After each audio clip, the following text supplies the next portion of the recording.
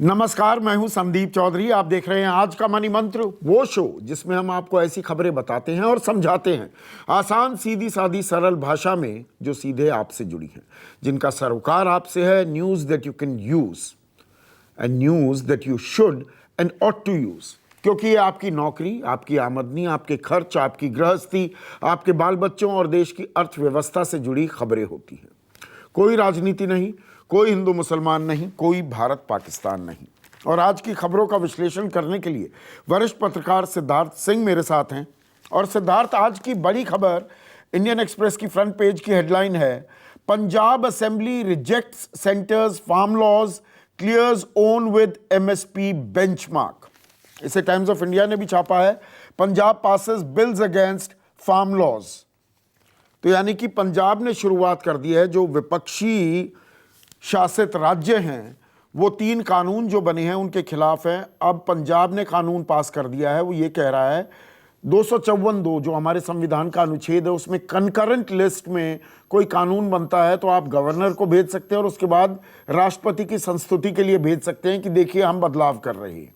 उसी ओर ये कदम है। और इसमें कहा गया है कि धान और गेहूं का जो प्रोक्योरमेंट है, जो भी न्यूनतम समर्थन मूल्य है, उससे नीचे जो खरीदेगा उसके खिलाफ सजा का प्रावधान होगा, उसके ऊपर ही खरीदी होगी।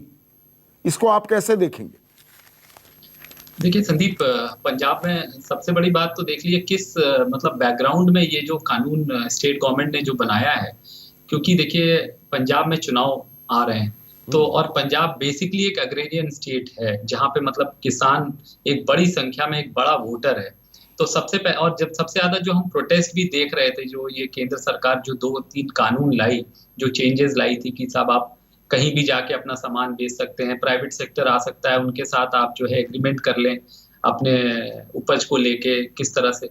तो ये सब चीज़ों को लेके मुझे लगता है जो इन्होंने ये कहा है कि एक तो कंकरेंट लिस्ट की जो आपने बात की, तो पहले तो ये बात है कि अभी आपने कानून बना दिया है, लेकिन जब तक इसको प्रेसिडेंट से इसको स्वीकृति नहीं मिलेगी तो ये लागू नहीं हो सकता।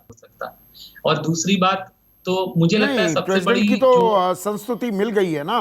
कानून तो बन ही गया है। अब 254 में इनको इजाजत मिलती है या नहीं, जो पंजाब कानून बना रहा है। हाँ, तो वही मैं कह रहा हूँ स्टेट गवर्नमेंट का, क्योंकि अब ये प्रेसिडेंशियल एसेंट के लिए आएगा ना, चूंकि दोनों कानून चूंकि कंकरेंट लिस्ट का है और ऑलरेडी एक केंद्र सरकार का कानून है इस तरह का, तो आप उसके खिलाफ एक कानून बना रहे हैं, ऐसा कानून बना रहे हैं। तो अब ये देखने वाली नहीं, बात है कि राष्ट्रपति नहीं राष्ट्रपति क्या देंगे करते इजाजत, हैं। ये मान लेते हैं। और अमरिंदर सिंह जी कह रहे हैं उसके बाद हम हाँ कानूनी पहलू देखेंगे, हम कोर्ट का दरवाजा हाँ। खटखटाएंगे। तो देखिए, एक तो स्टेट गवर्नमेंट ने एक अपना जो वो अपने फार्मर को या अपने किसान को अपने राज्य के ये कह सकता है कि देखिए भाई, जो हमारे हाथ में था वो हमने कर दिया है। अब ये केंद्र सरकार इसको लटका रही है, वो बैठी हुई है, तो ये थोड़ा-सा मतलब देखिए बीजेपी के लिए भी आसान नहीं होगा इससे निकलना, क्योंकि आपको भी वहाँ चुनाव लड़ना है और इस बार आपके साथ अकाली दल नहीं है। तो बेसिकली है किसानों का मुद्दा, और लेकिन अब ये पूरी तरह से राजनीतिक हो गया है। दूसरी बात जो आपने बोला कि कम से कम एक शुरुआत हो गई है, पहली बार एक स्टेट है जो ये कह रही है कि मैं एमएसपी के नीचे अगर आप खरीदेंगे मेरे राज्य में, तो कम से कम चाहे 2 ही यही तो जो कैच जो है। सिर्फ चीज़ों को। धान और गेहूं के बारे में, कणक के बारे में बोल रहे हैं। और इसी से जुड़ी एक और खबर छापी है इंडियन एक्सप्रेस ने, those not sowing paddy wheat upset, who will give us MSP. वो कह रहे हैं कि भाई अगर हम गेहूं और धान नहीं बो रहे, हम बाजरा, मक्का या नरमा यानी कि कपास बो रहे हैं, उस पर भी ये कानून लागू क्यों नहीं करते कि न्यूनतम समर्थन मूल्य से नीचे जहां खरीदी होगी वो गैर कानूनी होगा। नहीं संदीप, मुझे लगता है पंजाब में गेहूं और चावल बेसिकली जो सबसे मेजर जो 2 क्रॉप्स हैं वो गेहूं चावल ही है। तो मुझे नहीं, लगता है नरमा इसलिए बहुत पंजाब बोया जाता सरकार है, ने मक्का और बाजरा ये हाँ भी नहीं बोए जाते हैं। नहीं ठीक है, मुझे लगता है लेकिन अभी भी जो मेजोरिटी किसान होगा ना, जो बड़े मतलब अगर अभी भी आप देखेंगे 100 एकड़ में अगर 80-90 एकड़ जो है वो चावल और गेहूं का ही होता होगा। मुझे लगता है इसी कारण से नहीं नहीं नहीं, स्टेट देखिए गवर्नमेंट ऐसा भी है, देखिए। 5 लाख हेक्टेयर तो नरमा, 5 लाख हेक्टेयर बहुत बड़ा रकबा होता है ये। 2.5 लाख जो लाख हेक्टेयर है उसमें मेज यानी कि भुट्टा यानी कि मक्का, और 6.5 लाख हेक्टेयर में बासमती पैडी जो इसके अंदर नहीं आ रही है, ये भी बोई जाती है। हाँ, नहीं तो बासमती तो संदीप देखिए वो कोई आम आम चावल है नहीं, उसकी प्राइस तो आपको वैसे ही अच्छी मिल जाती है, क्योंकि बासमती वर्ड ही अपने आप में आपको क्वालिटी, मतलब उसका मतलब ही यही होता है कि एक स्पेसिफिक तरह का चावल जो कि महंगा चावल होता है, किस्म ही वो ऐसी है कि वो महंगी बिकती ही है, तो उसमें तो मुझे लगता है एमएसपी का इशू आएगा ही नहीं। लेकिन मेनली इसेंशियली वो गेहूं चावल को शुरुआत शायद इसीलिए कर रहे हैं क्योंकि मेजोरिटी किसान अभी भी मुझे लगता है पंजाब में खासकर वो गेहूं चावल पे नहीं, ही गेहूं की चावल जो की तो है पहले पैदावार भी ज्यादा कर। 89% खरीदी हो रही थी न्यूनतम समर्थन मूल्य जी पर। जी। नहीं संदीप, लेकिन इसमें एक कैच आप देखिए, अब क्या है कि जो सेंट्रल गवर्नमेंट की एजेंसीज हैं एफसीआई वगैरह की, हालांकि वो करती होंगी एमएसपी पे ही, जो प्रोक्योरमेंट करती होंगी वो एमएसपी पे ही करती होंगी भारत सरकार की, लेकिन अब उनके ऊपर भी ये बाउंडेशन रहेगी अगर ये कानून बन जाता है तो। हालांकि अब ये देखने वाली बात है कि पहले ये कानून बने, लेकिन मुझे बिल्कुल, और लगता है ये ये पॉलिटिकल है। छत्तीसगढ़ भी इसी राह पर चलने की कोशिश कर रहा था। Chhattisgarh plan hits Raj Bhavan wall. वहां पर राज्यपाल ने कहा कि नहीं, स्पेशल सेशन, एक विशेष सत्र बुलाने की बात थी कि अभी तो बुलाया था आपका, अभी तो सत्र खत्म हुआ है, उन्होंने वो इजाजत नहीं दी है। And Rajasthan is also planning to go in for a special session. तो अब ये छत्तीसगढ़ और राजस्थान भी यही करने की कोशिश कर रहे हैं। नहीं देखिए, अब तो ये पूरा मुद्दा जो है ना पॉलिटिकल हो गया है अब, लेकिन समस्या ये है कि जो मुझे लगता है ना संदीप, अल्टीमेटली जो किसान के नाम पे सब लोग राजनीति कर रहे हैं, लेकिन जो अभी भी मुझे लगता है इस देश में किसान की जो स्थिति है वो बहुत ही खराब है।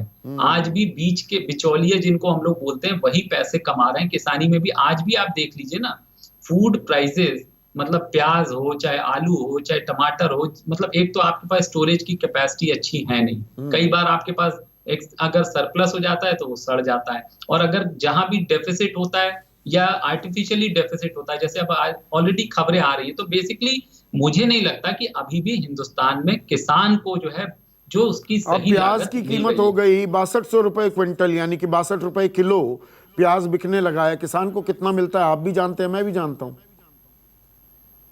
और संदीप मतलब अगर फूड इन्फ्लेशन की हम लोग बात करें, जो कि आम खाने पीने की चीजें, वो तो पिछले 8-10 महीने से उनकी कीमतों में लगातार जो है सब्जियां बढ़ोतरी हो इक्कीस रही है। फीसदी की और महंगाई दर है। हाँ, और संदीप सब्जियां हैं, आप इसमें जो है दालों को भी इंक्लूड कर सकते हैं, तेल, तो ये सब जो बेसिक आइटम्स हैं, और आपकी जो बेसिक चीजें हैं, देखिए सब्जी तो अलग हो गई संदीप, आप तो अभी प्याज आलू और टमाटर, ये जो गरीब आदमी जो बेसिक, अगर आप प्याज आलू टमाटर भी आपको नहीं मिल रहा है तो आप समझ लें, अगर महंगा मिल रहा है तो आप समझ लें गरीब आदमी के ऊपर, और खासकर इस समय, और ये तब है संदीप जब हमने प्याज के एक्सपोर्ट पर बैन लगा दिया है, उसके बावजूद ये कीमतें नीचे नहीं आ रही, और लग रहा है कि जैसे कि मानसून से नुकसान हुआ है, तो मुझे लगता है प्याज की कीमतें तो ऊपर ही रहने वाली है। अब ये दूसरी खबर, कल प्रधानमंत्री ने देश को 7वीं बार संबोधित किया इस कोरोना काल में। वो कह रहे हैं, इकोनॉमिक टाइम्स की खबर है, don't lower guard against Covid amid festivity, यानी कि अभी त्योहारों का मौसम आने वाला है, सीजन आने वाला है, तो कोरोना, मतलब लॉकडाउन हट गया है, कोरोना नहीं हटा है जब तक दवाई नहीं, कोई ढिलाई नहीं। हिंदुस्तान टाइम्स इसको कह रहा है, lockdown gone, virus hasn't, cautions Modi. तो ये एहतियात बरतने की तो सलाह दी जा रही है सिद्धार्थ, पर हमने ओणम जी से भी सीखा। केरल जो एक आदर्श राज्य था, मॉडल स्टेट था, जहां कोविड कंट्रोल में आ गया था, ओणम के दौरान उनका सबसे बड़ा त्योहार होता है, आपने सब कुछ खोल दिया और वहां यकायक स्पाइक हुई। अब यहां फेस्टिवल सीजन भी शुरू हो रहा है और चुनावी मौसम भी। बिहार में आप देखिए जो तस्वीरें आ रही हैं, डराने वाली हैं। कोई देह दूरी नहीं, कोई मास्क नहीं पहन रहा, और यहां पर एक्सपर्ट्स कह रहे हैं सेकंड वेव भी आ सकती है, वेस्ट में शुरू हो गई है। तो ऐसे में प्रधानमंत्री की ये एहतियात, एक तरफ एहतियात दी जा रही है, दूसरी तरफ राजनीति भी जारी है, इसे आप कैसे देखेंगे? नहीं देखिए, प्रधानमंत्री के रूप में जो उनका फर्ज बनता है वो शायद वो कर रहे हैं, वो आगाह कर रहे हैं हम सभी को कि भाई मास्क लगाइए, बचिए, भीड़ भाड़ वाले इलाके में जाने से बचिए, मतलब कोरोना अभी खत्म नहीं हुआ, त्योहार आ रहे हैं लेकिन त्योहार मनाइए, लेकिन आप जो कोरोना के को लेके जो सेफ गार्ड्स हैं, मास्क लगाइए, थोड़ी दूरी मेंटेन करिए, शायद उसके लिए वो हम लोगों को, आपको, हमको सबको प्रिकॉशन लेने की जो है एक सलाह दे रहे हैं। और उसका सबसे बड़ा एग्जाम्पल जिसका आपने जिक्र किया कि केरला से हमको इतना बड़ा जो अभी हमारे सामने जीता जागता जो एक एग्जाम्पल है कि केरला में कोविड एकदम कंट्रोल में आ चुका था, लेकिन जैसे ही उन्होंने फेस्टिवल ओनम के लिए लोगों ने जो ओनम के दौरान लापरवाही बरती, उसके बाद क्या हुआ वहां पे, शायद इसी को मद्देनजर रखते हुए कलकत्ता में वहां की हाई कोर्ट ने भी आदेश दिए हैं कि जिन एरियाज में दुर्गा पूजा के पंडाल वगैरह बन रहे हैं वो नो, वहां पे लोग, आम लोग ना जाएं, दूर से ही वो लोग जो है, जो भी पंडालों में जाना है, दर्शन करना है वो करें। तो मुझे लगता है ये सलाह बिल्कुल ठीक है, लेकिन साथ साथ मतलब मुझे लगता है भारत सरकार को ये भी देखना चाहिए कि जल्दी से जल्दी वैक्सीन, हालांकि सरकार तैयारी कर रही है, लेकिन सवाल ये है कि वैक्सीन आती है, कितनी पोटेंट होती है, कितने जल्दी हम लोगों को दे पाते हैं। हम लोग तैयारी तो कर रहे हैं, लेकिन अब सवाल ये है कि वो वैक्सीन होगी कैसी, क्योंकि नहीं, देखें एक मतलब कई लोकतंत्र का बार त्योहार भी तो मनाया जा रहा है, उसके बारे में अब प्रधानमंत्री खुद जाकर दर्जन भर रैलियां वो संबोधित करने वाले हैं, और वहां पर जो खुला खेल हो रहा है, जो धज्जियां उड़ रही हैं सारे कोरोना संक्रमण की एहतियात की, उसके बारे में कोई नहीं बोल रहा है। नहीं वहां संदीप, चुनाव और जीतना जरूरी मेरे है। को नहीं, चुनाव जीतना है। और आप देखिए, ये आप वर्चुअल रैली कर लेते, क्योंकि ऐसा भी कई बार हुआ है, हमने देखा है पहले कि भाई मोबाइल फोन पे रैली हुई है या बड़ा स्क्रीन लगा देते, उस पे लोग एड्रेस कर देते आप। और आप जो कल की तस्वीरें आ रही हैं कई रैलीज की जो देख रहे थे, और कई हमने शायद आपके टीवी चैनल पे भी ये प्रोग्राम देखे कि लोग मास्क बिल्कुल नहीं लगा रहे हैं, लोग एकदम पूरी तरह से अब चुनाव में जो है ना एकदम डूब चुके हैं कि मतलब किसी तरह से चुनाव जीतना है। और मतलब इलेक्शन कमीशन ने भी इतने जो गाइडलाइंस इशू की थी, मैं देख नहीं रहा हूँ कि कोई भी उसका पालन हो रहा है। लोग मोटरसाइकिलों में अगल बगल सट के बैठे हुए हैं, आप पार्टियों के दफ्तरों में चले जाइए, कोई मास्क लगा नहीं रहा है। तो बेसिकली यही है कि मतलब किसी भी कीमत पे इलेक्शन जीतना है, इलेक्शन जीतना जरूरी है, भले हमारी जान चला जाए, जान चली जाए या कोविड हो जाए, उसके बावजूद अपना जो है इलेक्शन ज्यादा जरूरी है या राजनीति ज्यादा जरूरी है। कोविड को से बाद में निपट लेंगे। और शायद यही वजह है कि मतलब हो सकता है कि बिहार बिहार में हमको लगता है स्थिति और बदतर हो जाए, और शायद इसीलिए आप जो बात कह रहे हैं ना, प्रधानमंत्री शायद इसीलिए आगाह कर रहे हैं, और बाद में कहेंगे भाई देखिए हमने तो बोला था, लोगों ने जो है सावधानी नहीं बरती। एक बड़ी खबर है, और ये देखिए हम सबसे जुड़ी है। कोरोना काल में, संक्रमण काल में, हम यूपीआई जो है ना, यूनिफाइड पेमेंट इंटरफेस, जो हम कर रहे हैं, बहुत सारी पेपैल और गूगल पे और वगैरह वगैरह जो हम साइट्स को यूज़ कर रहे हैं। खबर क्या है? इकोनॉमिक टाइम्स के फ्रंट पेज की खबर है, big spike in UPI payments failure worries industry. Siddharth, 30 में से 10 जो 30 टॉप बैंक्स में से 10 बैंक, उनका फेलियर रेट है 3% सितंबर में, पिछले महीने। और इसमें बाकायदा बैंकों के नाम लेकर लिखा गया है, United Bank of India recorded the highest rate of technical decline at 12.4%, 12.5% का फेलियर ट्रांजैक्शंस को लेकर। कैनरा बैंक लगभग 6%, स्टेट बैंक ऑफ इंडिया 5.25%। ये बड़ी खबर है। एक आम आदमी कितना परेशान होता होगा, पेमेंट ग्लिचेस हो रहे। नहीं संदीप, और ये देखिए इसमें जो आपने नाम लिए वो ज्यादातर मुझे लगता है तीनों नाम जो है सरकारी बैंक है। और जो सरकारी बैंक है उनको टेक्नोलॉजी पे लेके अभी भी उनकी चुनौती बनी हुई है, ये बिल्कुल स्पष्ट है। आप अभी भी किसी भी सरकारी बैंक के ब्रांच में चले जाइए, आपको आपको आधे टाइम ये बोला जाएगा, आप अपनी पासबुक में अगर एंट्री कराना चाहें तो उन्होंने मशीनें भी लगा दी है, कई जगह वो मैनुअली भी करते हैं, लेकिन आप जाएंगे तो आधे टाइम उनका सर्वर डाउन होता है। तो मतलब आप अगर अपने सरकारी बैंकों में अभी भी टेक्नोलॉजी की चुनौती है। और जैसे आपने यूनाइटेड बैंक बोला, ये वो बैंक है शायद जो मर्ज भी हो गया है, तो बड़े बैंक के साथ नहीं, मर्जर बिल्कुल करना। सही और कह रहे शायद हैं आप। SBI, United Bank of India, Canara bank, PNB, bank of Baroda, bank of India, ये सब सरकारी बैंक हैं। हाँ, और संदीप आप सरकारी बैंक जाइए ना तो आपका एक्सपीरियंस अलग होता है। मतलब मैं पिछले 1 महीने पहले गया था, तो एक तो वहां पे मतलब जनरली मतलब आप जाएंगे, कई बार आप 2-3 घंटे सर्वर डाउन होगा। मतलब अगर आप सुबह 10 बजे चले गए तो साहब ये होगा सर्वर डाउन है, ऐसे नहीं क्लियर नहीं मिलेगी, या कभी उनके पास वो उन्होंने मशीनें लगा दी लेकिन उसमें आपको एक पासबुक पे उसके बाद ही वो उसको रिकॉग्नाइज करता है, बार कोड लगाने के बाद। तो ये अगर यूपीआई से रिलेटेड भी न्यूज आ रही है तो संदीप इसमें संशय नहीं है, क्योंकि अगर उस समय सर्वर डाउन होगा उस बैंक का तो आपका काम कैसे होगा? आप अगर पेमेंट करने की कोशिश कर रहे हैं तो वो होगा ही नहीं, वो वहां से कनेक्ट नहीं होगा अगर उनके सर्वर से। संदीप मुझे लगता है वो चुनौती सरकारी जो है उस लायक बनाना है कि लोगों को ये जो असुविधा हो रही है तभी ये हो सकता है। क्योंकि अगर जो लोग बात कर रहे हैं ना कि आप जो है बैंकों में मत जाइए, कैश मत यूज करिए, तो वो सब तभी सक्सेसफुल। और इन सरकारी बैंकों में संदीप ज्यादातर जो आम आदमी है, जो एक छोटे तबके का, देखिए कुछ लोग जो जिनके पास जो बड़े अकाउंट हैं, देखिए वो बड़े प्राइवेट बैंक में चले जाते हैं, और प्राइवेट बैंक भी उन्हीं लोगों के अकाउंट खोलना चाहता है। वो यूजुअली इंटरेस्टेड उसी में होता है जो बड़ा नेटवर्क इंडिविजुअल हो। वो एक आम आदमी जो 1000, 2000, 5000 का जो बैलेंस रखता है ना, उसमें प्राइवेट बैंक या निजी बैंक को बहुत इंटरेस्ट नहीं है। तो इससे और जो परेशानी हो रही होगी, मुझे लगता है वो एक आम आदमी जो एक नीचे का तबका है, उसको ये परेशानियां झेलनी पड़ रही होंगी। हमने प्याज का जिक्र किया था, एक खबर अभी मेरी नजर पड़ी फाइनेंशियल एक्सप्रेस में, अनियन कॉस्टलीस्ट एट ₹73 पर केजी इन चेन्नई। चेन्नई में 73 रुपए हो गया है दाम प्याज का। दिल्ली में अभी 51 है, 65 रुपए कोलकाता में, 67 रुपए मुंबई में। सिद्धार्थ